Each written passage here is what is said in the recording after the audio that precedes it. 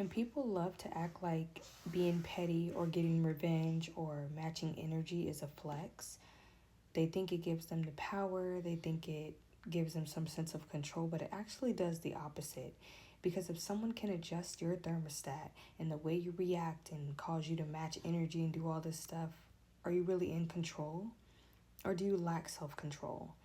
Because even before I really came to God and came to this side fully, I was never about revenge or any of that. Yeah, I said people will get their karma. I'm going to let the universe handle it. But now that I've come to God, vengeance is His. Because what is the point of matching energy? What is the point of arguing with someone who will never comprehend what you're trying to explain? What is the point of staying in spaces where you don't belong to prove a point? None of these things have a point. If you truly want to be a person that is at peace and really just wants to live a good life, what is the point of trying to get people to feel your pain and match energy? Some people, no matter what you do, will never comprehend, right, their actions or whatever they did to you. They will never comprehend because they lack empathy, they lack sympathy, they lack basic morals. So let people be people and let God handle it. Do y'all not realize that God sees everything?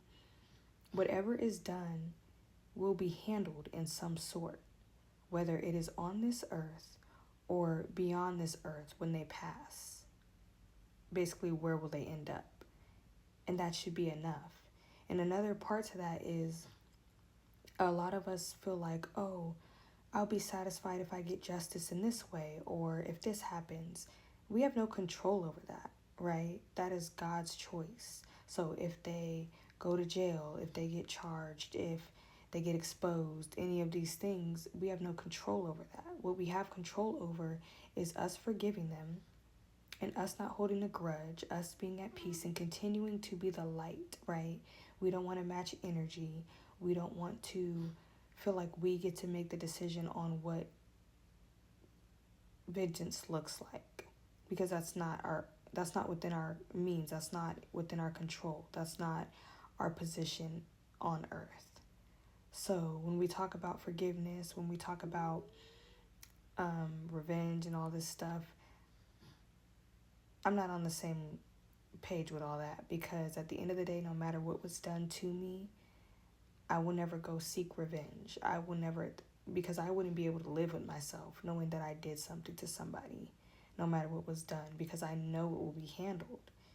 If He can do everything else, provide peace and do all of these things, why do you think He won't handle the wrongdoings? And just because you don't get to see it doesn't mean it's not happening. And we don't have to always be a spectator for things like that either. Why do you care? Oh, I want to see if they're miserable. I want to see if they're going through it. Why do you care? That's not of God either. You should be focused on the kingdom, what your purpose is, living your life, and really just minding your business. Because that's what being a Christian is. You should be private with your business. You should be, spreading the gospel. You should not be sitting here checking for other people and what is going on with them and how that pertains to you.